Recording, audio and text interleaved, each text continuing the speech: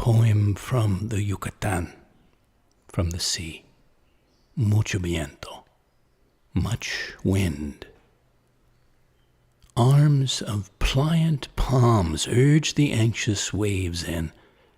Green sleeves rustle in the high wind as sweep after sweep of foam brooms toward shore, rushed and rumbled, and billowed bodies of clouds breast their way inland. Only a bright orange bird is unconcerned, rising and falling on a motioning frond, singing bright orange notes into the tumbling afternoon. Welcome to the latest floating poetry broadcast, and thank you for leaning in to show 111 in my ongoing weekly series, coming to you live from the sandpipered coast of New England. This is your poet and poetorialist Colin Goedecke, a voice for living our days more fully, more alively, more poetically. In broadcast 110, we were in the swim of things of all kinds, from swimmers and swimming in bodies of water, with and against tides and currents, gently to intrepidly, in literal and metaphorical ways, to having our minds swimming with ideas, imaginings, memories, and more. This week we're taking wing to celebrate the beauty, harmony, and other gifts, many gifts of the birds that grace our world, our days, our stories, to offer an homage to the great and long-lived kingdom of the birds, from their flying to their nesting to their singing, and flights of life metaphors for us around them. So let's take wing together, enjoy and muse and do some discovering together. Poem of mine from Lichterfelde Ost, from Berlin, from Germany, March 2015. A Morning on Earth. It's an early spring morning of bell song and bird song, sun song and crocus song, tree song, green song, Erdenlied. Collective consciousness. Wild to imagine the eyes and beaks of billions of birds all opening on cue at the first split second of sunup.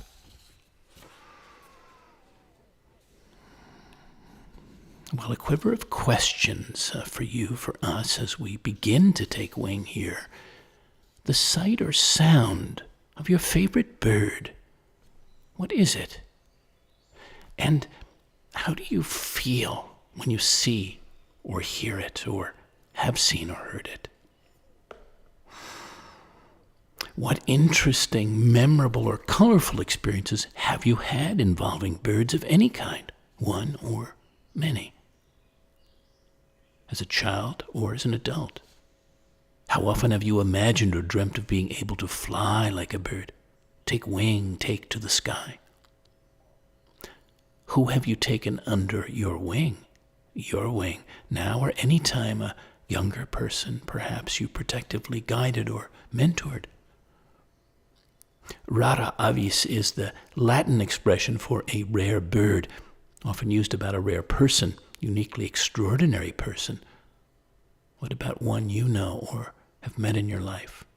Who is your rara avis? Likewise, you may in your time have heard someone be referred to as a strange bird.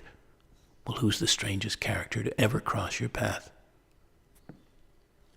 Do you remember hearing as a child about the birds and the bees?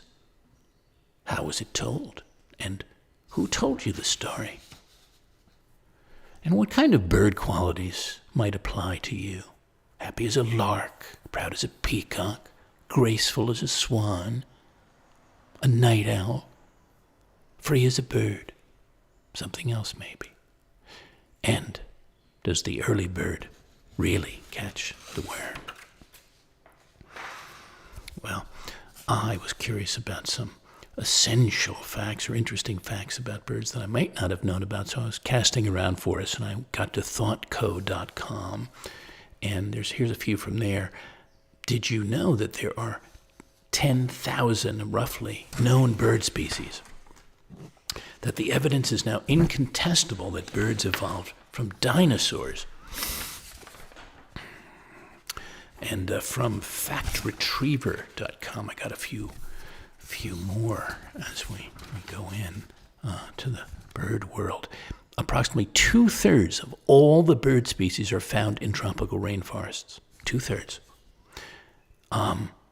A bird's lungs are much more complicated and efficient and take up more space than those of mammals such as humans. Our lungs compose about 1/20th of our bodies, but a bird's takes up 1/5. Many birds, such as starlings, sing notes too high for humans to hear.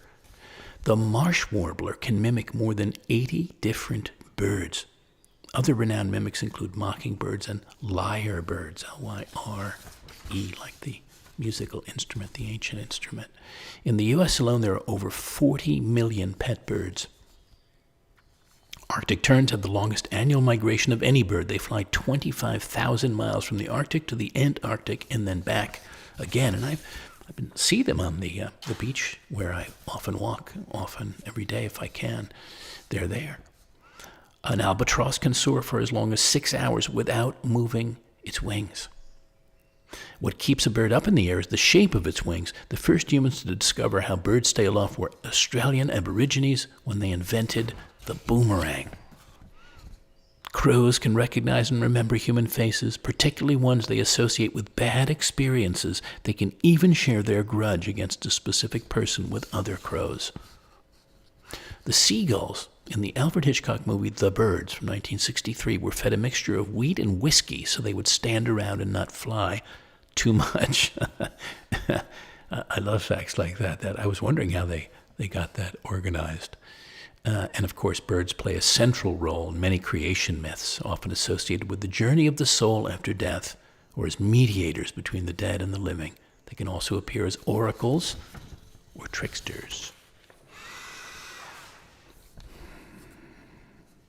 La Sinfonia del Dia, the Symphony of the Day. The day's aviary orchestra starts tuning. Mexico's version of a mourning dove practices wood hollow notes. Like Indian calls, 3 peeps are pronounced on a piccolo. 2 octaves of oboe sound in the rear branches, 1 high, another much more so. A short scree of the violin bow over in the string section, fingers sliding up the chin. A little more mourning dove, a few piano plinks in the keys of F and G, then great silence as the sun takes his place at the podium, shines his eyes on the musicians ready on their wings and over the great hall, and begins to conduct the grand concerto of the day. Ted Kuser's poem, The Early Bird. Still dark and raining hard on a cold May morning, and yet the early bird is out there chirping its sweet, sour, wooden pulley notes, pleased, it would seem, to be given work, hauling the heavy bucket of dawn up from the darkness, note over note, and letting us drink. Thank you, Ted Kuser. Twyla Hansen's poem, August 12th, in the Nebraska sandhills, watching the Perseids meteor shower. In the middle of rolling grasslands, away from lights, a moonless night untethers its wild polka dots. The formations we can name competing for attention in a twinkling and crowded sky bowl. Out from the corners, our eyes detect a maverick meteor, a transient streak, and lying back toward midnight on the heft of carhood, all conversation blunted, we are at once unnerved and somehow restored.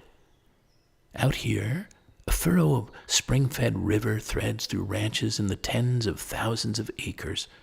Like cattle, we are powerless. By instinct, we can see why early people trembled and deliberated the heavens. Off in the distance, those cattle make themselves known. A bird song moves singular across the horizon. Not yet 2, and bits of comet dust, the Perseids, startle and skim the atmosphere like skipping stones. In the leaden dark, we are utterly alone. As I rub the ridges on the back of your hand, our love for all things warm and pulsing crescendos toward dawn, this timeless awe, your breath floating with mine upward into the stars. Lovely, thank you. Twyla Hansen. I'm always wanting to introduce new poets to myself and you at the same time. So I have lots of good discoveries on this for this show. Like Ailish Hopper's poem, Bird in the Head. It is a good day when I see you, powder red bloom on a floating branch, or hear you sliding your one-note barbershop style. You are always a distance from me. I try to get close. When the sun is hardly risen, I step quietly through the woods, find your shape, say to myself, hide, desire. Yours are not the kind of hands to catch this kind of bird. Thank you, Ailish Hopper. And here's Devin Johnston's poem, Telephone. A mockingbird perched on the hood of a payphone, half buried in a hedge of wild rose, and heard it ring. The clapper ball trailed between brass gongs for 2 seconds, then wind, and then again. With head cocked, the bird took note, absorbed the ringing deep in its throat, and frothed in a Boolean song. The leitmotif of bright alarm recurred in a run from hawk to meadowlark, from May to early June. The ringing spread from Syrinx to Syrinx, from Kiowa to Comanche to Clark, till someone finally picked up and heard a voice on the other end say Konza, or Konse, or Kansa, which the French trappers heard as caw, which is the only sound of a word for wind, then only the sound of wind. Thank you, Devin Johnston. And David White, he has a new word collection out, which is called The Bell and the Blackbird, and this is the sort of theme poem of that by the same name, The Bell and the Blackbird. The sound of a bell, still reverberating, or a blackbird calling from a corner of the field, asking you to wake into this life, or inviting you deeper into the one that waits. Either way takes courage. Either way wants you to be nothing but that self that is no self at all. Wants you to walk to the place where you find you already know how to give every last thing away. The approach that is also the meeting itself, without any meeting at all. That radiance you have always carried with you as you walk both alone and completely accompanied in friendship by every corner of the world, crying, Alleluia. The Bell and the Blackbird. Thank you, David White, for that. It's a poem of mine from Kitchell Pond, Morristown, New Jersey. Was my Walden Pond at one time in its way, and this is, I'm greatly in love with blue herons as a totem, as something very meditative and meaningful to me, maybe to you. Meditation on a great blue heron, the great blue. I love his presence, his absolute stillness, aura of solitude, sacredness, his long-legged patience in the wind-stirred pond, gracefully at one with everything, wholly attuned to every movement above and below the surface. His watchfulness, sureness, despite the drift of time and summer clouds. Into the split second he spies and elegantly spears a shining fish and flies off in his great blueness to a nearby bank of cattail grass to feast and rest. The great blue. There's the Latin word melanerpes, erythrocephalus, the woodpecker, nature's jackhammer. These are a few poems like that of sort of homages to individual birds, lovely birds of all kinds. This is called Between Fish. It's a poem for the pelican. Standing on shore between fish, this fellow's a leaf-footed, leather-faced cross between a cubist swan and a Roman legionnaire, with an aggie-eyed air of indifference or feigned insouciance. But on the wing, he's a beautiful blue Danube waltzer. Between fish, the pelican, yes, every bird, for me, is its own, and every bird is a gift. Susan Elizabeth Howe, what is a grackle? A comfort common to Southwest desert parking lots, a familiar, a messenger, an overlooked angel oiled by asphalt. Consolation of the casino, supermarket, spiritual guide, picking at a free today hot dog, a dropped grape or lentil, its purple-green head iridescent, its long keel of a tail. Blackbirds, but not blackbirds, with their showy epaulets blood red as a war field. Grackles glint like lacquered ebony, the females Brunhildas, if by Brunhilde you mean brown-headed, not the German ready for battle. Blind to centuries of borders, of battles, they waddle stiff-legged at your feet, a janitorial sweep to their tails, checking cart tires and light poles for moths, beetles, singing their 7 songs, slides, whistles, wheezes, catcalls, chirps, murmurs, clucks, to console you for your losses. Stolen cars, mortgage payments spun to mist at a roulette table, the beloved who breathed fire and scorched your wedding clothes. Folly, wreckage, they mutter, down among the packs of backerboard and spackle. We're fallen from Mayan temples. In a past life, we prophesied. In a past life, we were gods. Thank you, Susan Elizabeth Howe.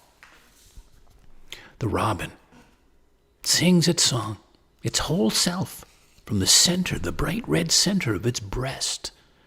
Never hesitates or longs to sing out its winged soul, simply does, no matter the day or whether anyone is listening.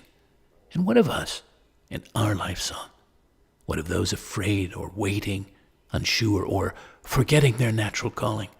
Shall we, they, be like the robin, and follow, take heart, and let forth, without bother or further ado, our own springing music, the pure song we each have to sing, can sing, into every day we have breath, into every moment we're living, here in the inviting air.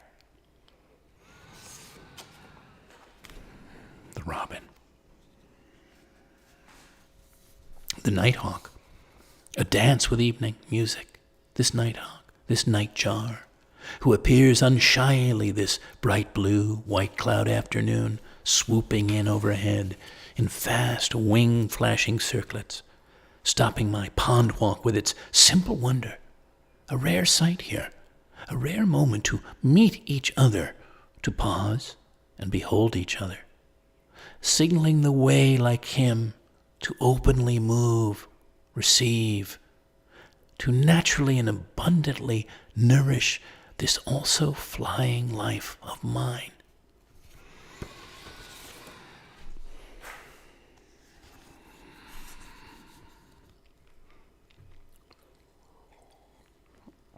Well, I thought, dear listeners, as I was curating all kinds of poems and other things about birds, what about some famous bird paintings? Well, there's one that I was thinking of, so I had to go back and hear more about it. And I found this on artst.com.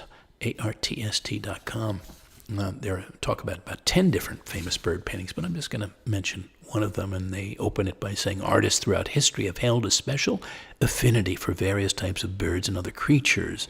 Some of the most famous art movements that have taken place, Impressionism, Naturalism, and Romanticism, have seen prominent works of art that have mostly focused on birds.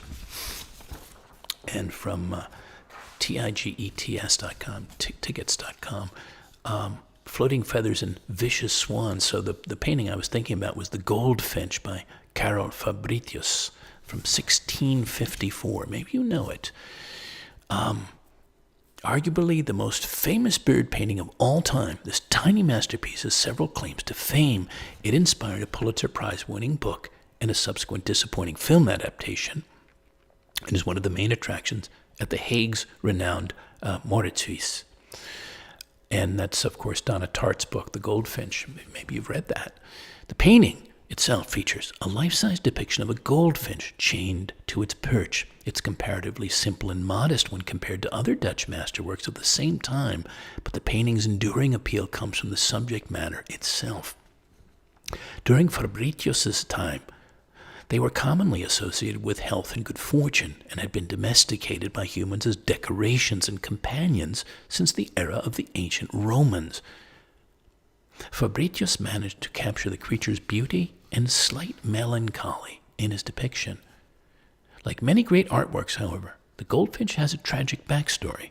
It was lost after Fabritius perished in the infamous Delft thunderclap, a gunpowder explosion that destroyed a substantial part of the city in 1654. More than 2 centuries later, in 1859, it was rediscovered after somehow making its way into the collection of a former Dutch army officer. The Goldfinch. If you haven't seen that painting, have a look at that. It's quite marvelous. I was also thinking about whether you have seen, and if you haven't, I greatly encourage you to see the amazing documentary from some years back, from 1998 or 9, I think, Winged Migration, shot over the course of 3 years. This is from Wikipedia, on all 7 continents, using in-flight cameras. Most of the footage is aerial, and the viewer appears to be flying. It surely feels that way alongside birds of successive species. They traverse every kind of weather and landscape, covering vast distances in a flight for survival. While the film was shot from ultralights, paragliders, and hot air balloons, as well as trucks, motorcycles, motorboats, remote-controlled robots, and a French Navy warship. Its producer says that the film is neither a documentary nor fiction, but rather a, quote, natural tale. Well, it's marvelous. Do see it if you haven't, or maybe see it again. Billy Collins, The Birds of America. Early this morning, in a rumpled bed, listening to birdsong through the propped open windows, I saw on the ceiling the figure of John J. Audubon kneeling before the pliant body of an expired duck.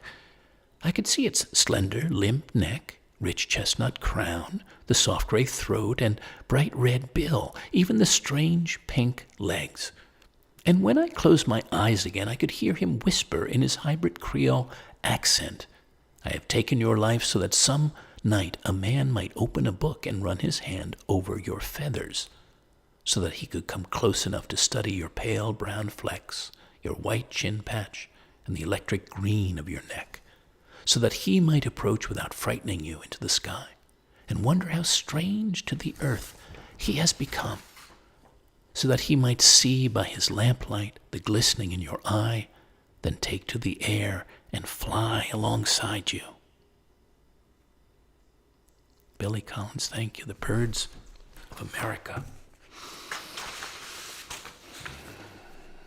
Well, I don't know if you're aware, but there's been some great losses of course, over all time of species and numbers of particular species, and many birds have been dying off massively lately. I mean, in quite wild and unexpected and catastrophic ways. Well, it made me think of Eve Ensler's poem. It's a letter of apology to Mother Earth, and it's longer, so I just want to read a few slices of it for you.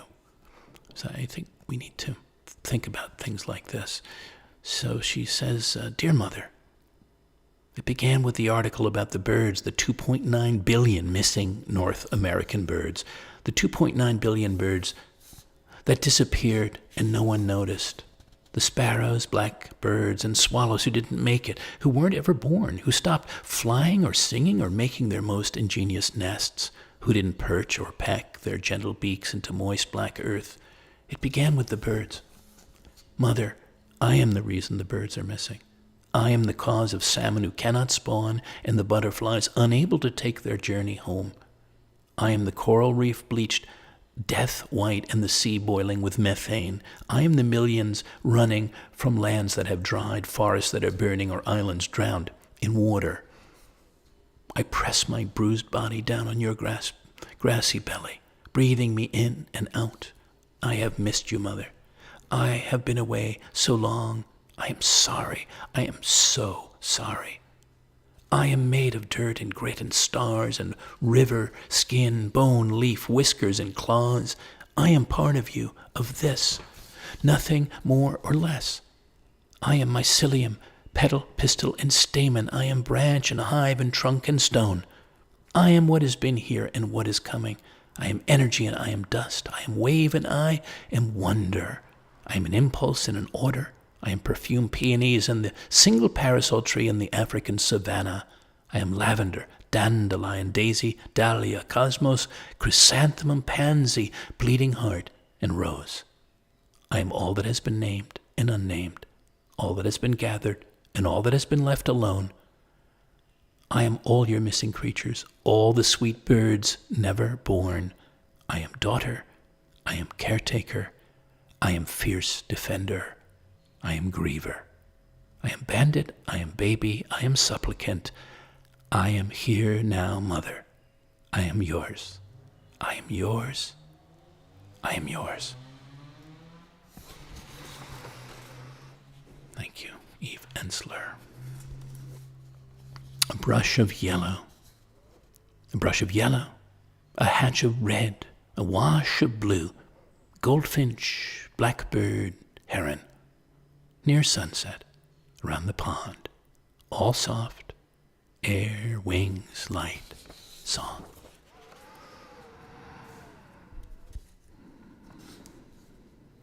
Ave del Paraiso, a poem from the Yucatan Peninsula. As 6 arrives, without a word, the air is infused with pearl pink molecules. Long clouds form the luminous rose and spun gold plumage of some vast and resplendent bird, an ave del paraiso, the rest of which you can only imagine displaying its marvels below the horizon of the day. Poem by Wallace Stevens of mere being. The palm at the end of the mind, beyond the last thought, rises in the bronze decor. A gold-feathered bird sings in the palm, without human meaning, without human feeling, a foreign song. You know, then, that it is not the reason that makes us happy or unhappy. The bird sings, its feathers shine. The palm stands on the edge of space. The wind moves slowly in the branches. The bird's fire-fangled feathers dangle down. Of mere being. Thank you, Wallace Stevens. A Yellow Beam, a poem from Cobble Hill, Brooklyn, spring. The first thing I see when I open my eyes in your broad flowering bed, a ship's horn floating in, all clear from the harbor. The first note I hear as I open my ears from night and deep sleep.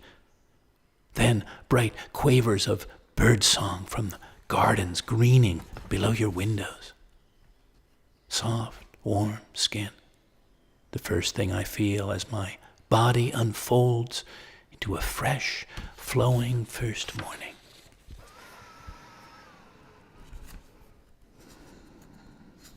Poem from Italy, from Tuscany, from Impruneta, early autumn.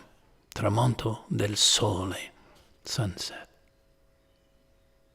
A tractor flickers and ziggurats across a terraced line like a far-off firefly. A stream of milk smoke pours up behind a screen of junipers. Shadows fill the spaces in a forest of spreading pines. Furled cypresses gather round an ochre villa. The grapevines on a close-shaved hillside are combed into neat yellow-green rows between bands of russet earth.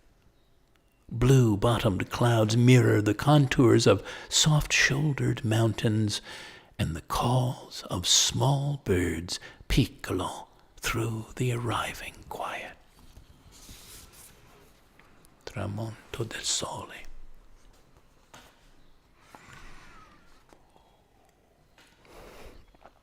Alice Lyon's poem, Happy Valley.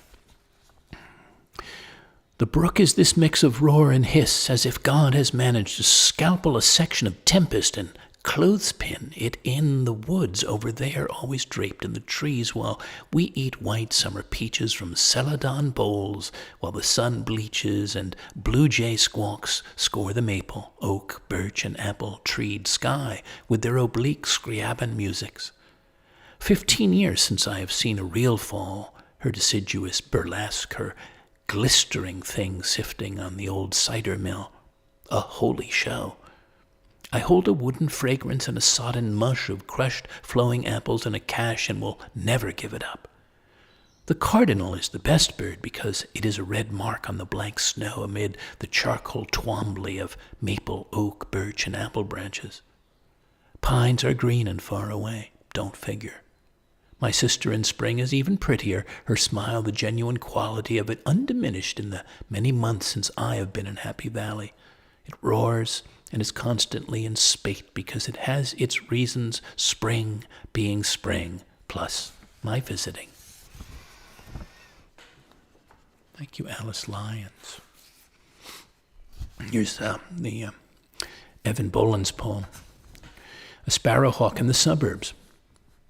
At that time of year, there is a turn in the road where the hermit tones and meadow colors of two seasons heal into one another, when the wild ladder of a winter's scarf is stored away in a drawer eased by candle grease and lemon balm is shaken out from the linen press.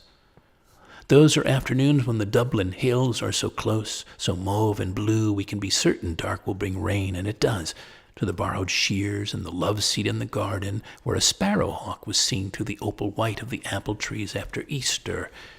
And all I can tell you is how quickly those days of bloom went by, when rumors of wings and sightings, always seen by someone else, somewhere else, filled the air, together with a citrus drizzle of petals and shadows waiting on a gradual lengthening in the light children stay up later with, reading their fables of blade-shanked wolves and dragons, and learning to measure the sanctuary of darkness by a small danger.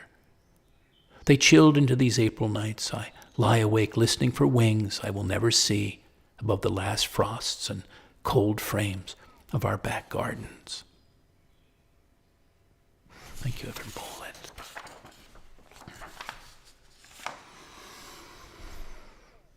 Running Brush by David Roderick. Basho said to refuse a prayer until its warmth hunches inside like a bird in its hutch. First the fledgling is born, then the worm, then they meet somewhere in the grass. I choose my paper for its cereal color, fuss over shaving a pencil. The prayer means to cleanse both triumph and lust. Oh, derivative, sunlight reaping the trees, this whole morning cries through a single reed. Pencil, razor blade, spit. I'll try not to hurry. Thank you, David Roderick. Nest by Jeffrey Harrison. It wasn't until we got the Christmas tree into the house and up on the stand that our daughter discovered a small bird's nest tucked among its needled branches. Amazing that the nest had made it all the way from Nova Scotia on a truck mashed together with hundreds of other trees without being dislodged or crushed. And now it made the tree feel wilder, a balsam fir growing in our living room, as though at any moment a bird might flutter through the house and return to the nest. And yet, because we'd brought the tree indoors, we'd turned the nest into the first ornament. So we wound the tree with strings of lights, draped it with strands of red beads, and added the other ornaments, then dropped two small brass bells into the nest, like eggs containing music, and hung a painted goldfinch from the branch above, as if to keep them warm. Thank you, Jeffrey Harrison. There's a book out there called Nests, 50 Nests and the Birds That Built Them, and I went looking for some notes on that, and it's by photographer Sharon Beals, B-E-A-L-S. It's a reminder that birds, with their incredible ability to build delicate and sturdy homes from scratch with wildly innovative materials, are the ultimate do-it-yourself home-building masters. So they had, she has pictures in the book, pictures of different nests. Some of them are quite marvelous. I'll just mention one or two to you that were interesting. Caspian terns, parent on equal terms, taking turns incubating the eggs and feeding the hatchlings in nests that range from simple holes in the beach sand to elaborately constructed homes made of seaweed pebbles and colorful shells. And the house finch. Courtship is the pre-game aptitude test. The male pretends to regurgitate food while the female imitates the begging behavior of a hatchling. Females are known for erecting nests in odd locations, ranging from old hats to Christmas wreaths. So nests, it's a poetic reminder of nature's spectrum of creativity and scope of practical wisdom. I was also curious, as you might be, about the aerodynamics of birds, because they really are masterpieces of nature. And there's a book called Feathers: The Evolution of a Natural Miracle by the conservation biologist Thor Hansen. And he said nothing competes with feathers for the sheer diversity of their form and their function.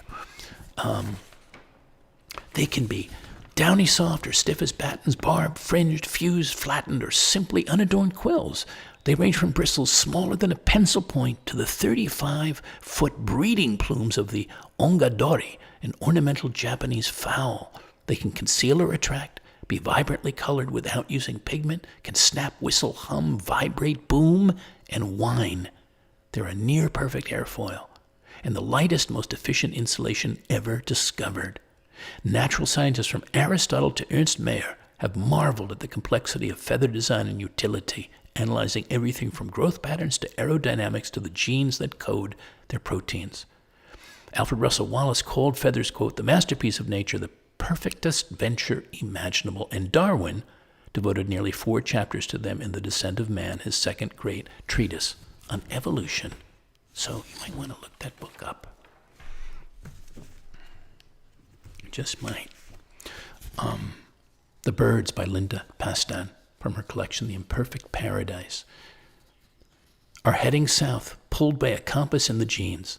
They are not fooled by this odd November summer, though we stand in our doorways wearing cotton dresses. We are watching them as they swoop and gather. The shadow of wings falls over the heart. When they rustle among the empty branches, the trees must think their lost leaves have come back. The birds are heading south.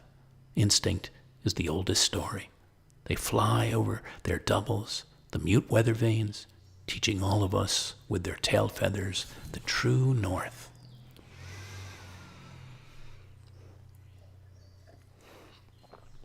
I came to a conclusion in this poem back in February of 2009. Love is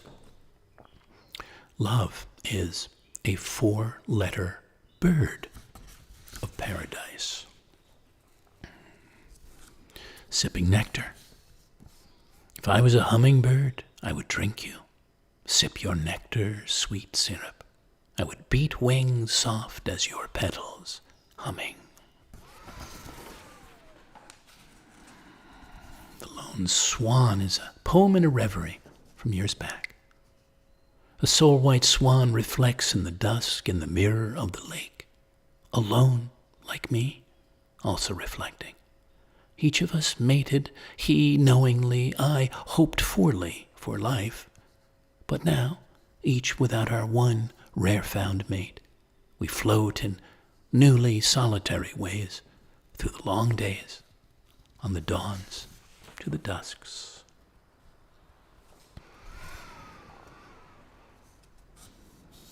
Dos flamencos, 2 flamingos, poem from the Mayan coast. They don't dance together as much as slide through the wide afternoon, these 2 flamencos, far above the strum of guitars, almost the color of your Camparian soda, 2 blushing lovers clapping their soft wings west toward sunset.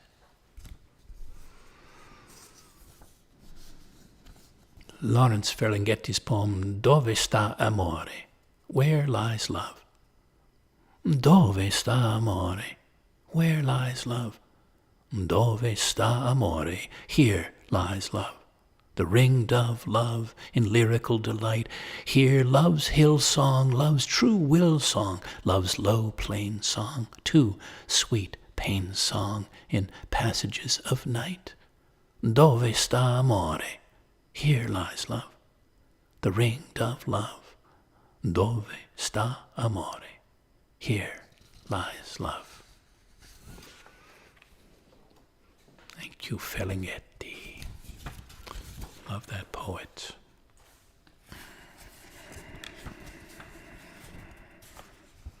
Works and Loves by Jane Hirschfield. Rain fell as a glass breaks, something suddenly everywhere at the same time.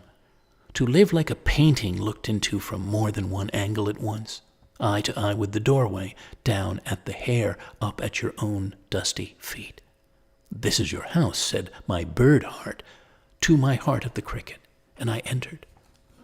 The happy see only happiness, the living see only life, the young see only the young. As lovers believe they wake always beside one also in love. However often I turned its pages, I kept ending up at the same two sentences of the book. The being of some is to be, of others to be without. Then I fell back asleep, in Swedish. A sheep grazing is unimpressed by the mountain, but not by its flies. The grief of what hasn't yet happened, a door closed from inside, the weight of the grass dividing, an ant's five-legged silence walking through it. What is the towel? What is the water? Changes, though of we three, only the towel can be held upside down in the sun. I was once, said not in self-pity or praise. This dignity we allow barn owl, ego, oyster. Thank you, Jane Hirschfield. This is a poem by the Russian, in translation, Marina Tsvetaeva. It's translated by Ilya Kaminsky and Jean Valentine. Your name is a bird in my hand, a piece of ice on my tongue. The lips quick opening, your name, 4 letters. A ball caught in flight, a silver bell in my mouth. A stone thrown into a silent lake is the sound of your name. The light click of hooves at night, your name at my temple. Sharp click of a cocked gun, your name, impossible. Kiss on my eyes, the chill of closed eyelids, your name, a kiss of snow. Blue gulp of icy spring water. With your name, sleep deepens. Spasibo, Marina Tsvetaeva.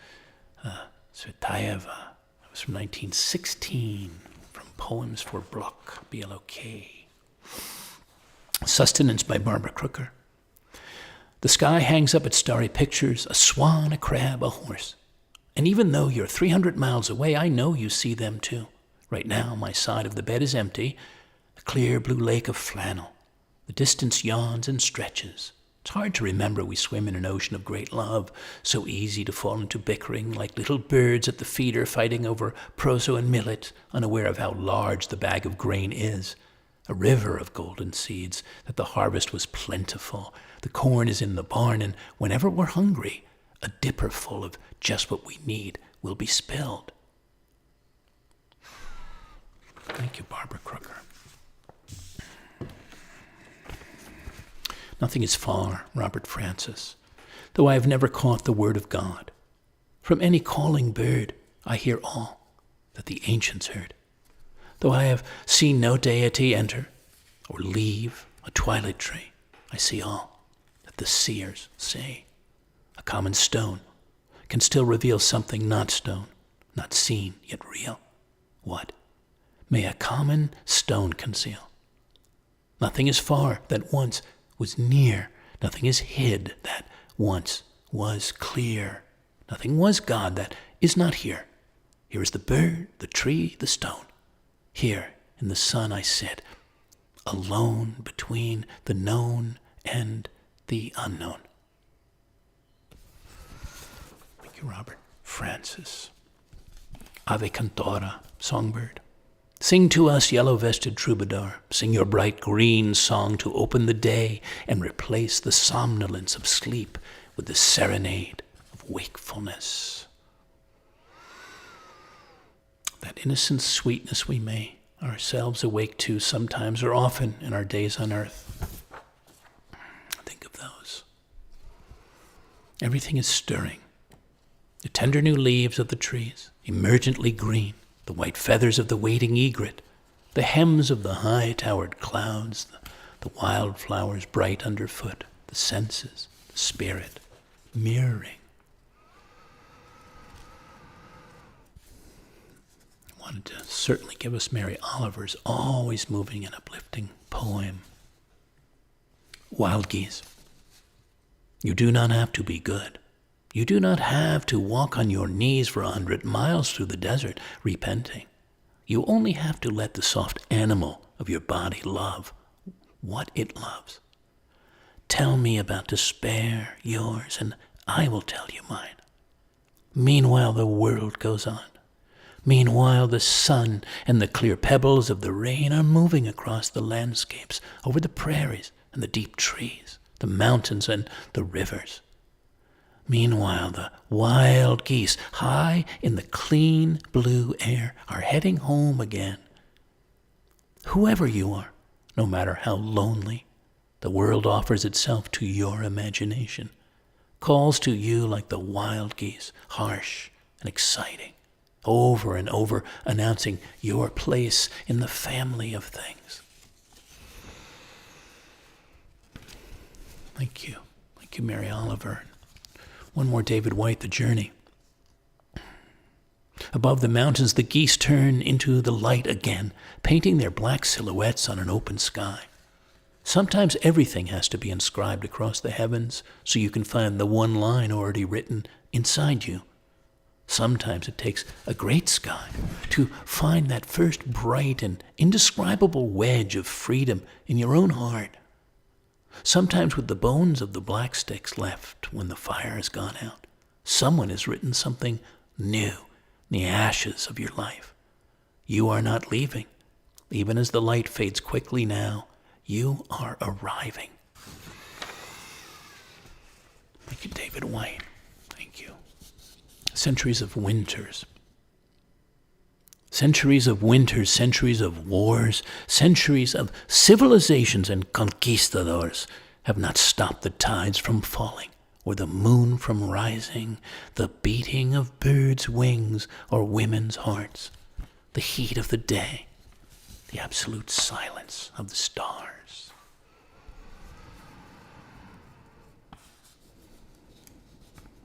Piece of Wild Things, Wendell Berry. When despair for the world grows in me, and I wake in the night at the least sound in fear of what my life and my children's lives may be, I go down and lie down where the wood drake rests in his beauty on the water and the great heron feeds. I come into the peace of wild things who do not tax their lives with forethought of grief. I come into the presence of still water, and I feel above me the day-blind stars waiting with their light.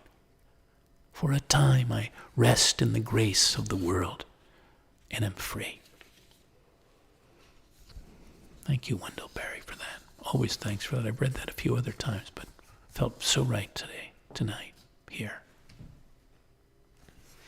Caged Bird. Maybe you know this one, Maya Angelou's poem. As we come to our last sharings and wingings about for now, my friends. A free bird leaps on the back of the wind and floats downstream till the current ends and dips his wing in the orange sun rays and dares to claim the sky. But a bird that stalks down his narrow cage can seldom see through his bars of rage. His wings are clipped and his feet are tied, so he opens his throat to sing. The cage bird sings with a fearful trill of things unknown but longed for still, and his tune is heard on the distant hill, for the caged bird sings of freedom. The free bird thinks of another breeze, and the trade wind soft, through the sighing trees and the fat worms waiting on a dawn-bright lawn, and he names the sky his own. But a caged bird stands on the grave of dreams. His shadow shouts on a nightmare scream. His wings are clipped and his feet are tied, so he opens his throat to sing. The caged bird sings with a fearful trill of things unknown, but longed for still, and his tune is heard on the distant hill, for the caged bird sings of freedom. Thank you, Maya Angelou. It's from Shaker, Why Don't You Sing? Well, remember, dear listeners, there's always a place to rise from, a possibility to rise to in your days, in your life, no matter what, no matter where. Your phoenix is rising. Add your telling to Ovid's, Dante's, and Pliny the Elder's, but of your own sure rising, rebirthing, regenerating, from the ashes and embers of your last life chapters. Their great combustions sparked reformations.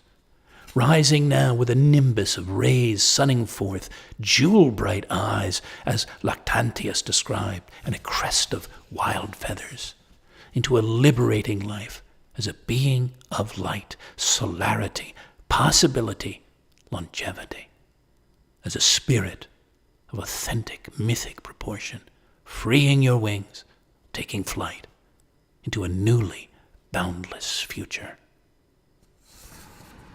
Your phoenix is rising.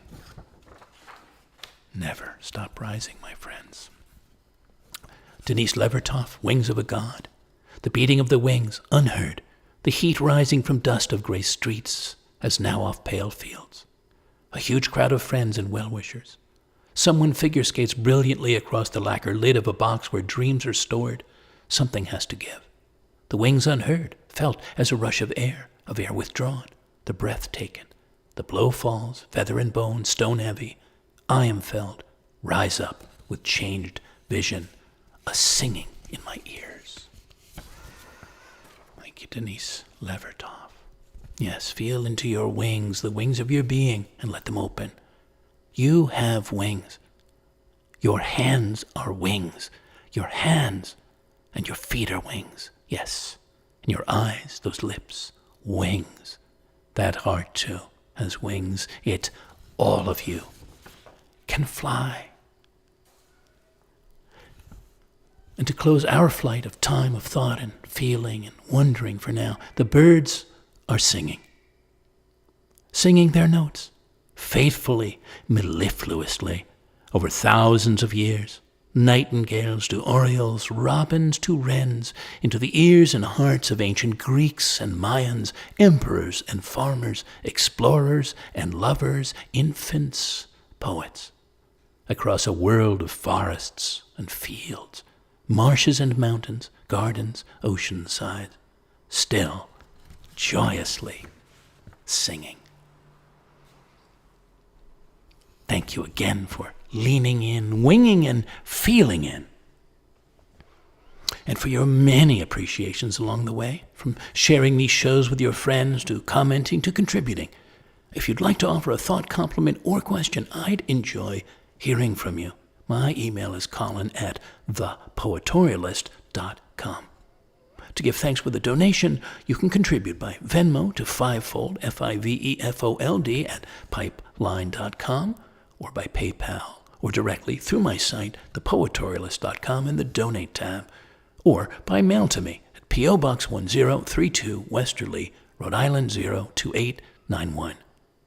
Patrons can also host me at times as a working artist, a poet in residence on a given property for a given time, this summer, autumn, or winter, to create a new flight of poetic art and dedicate it to them. If that's you, email me to discuss the opportunity. I can also be a virtual artist in residence, a poetic presence for an online community. Meanwhile, you can hear all the broadcasts online, on YouTube, on the Floating Poetry playlist. I hope you'll lean in soon again.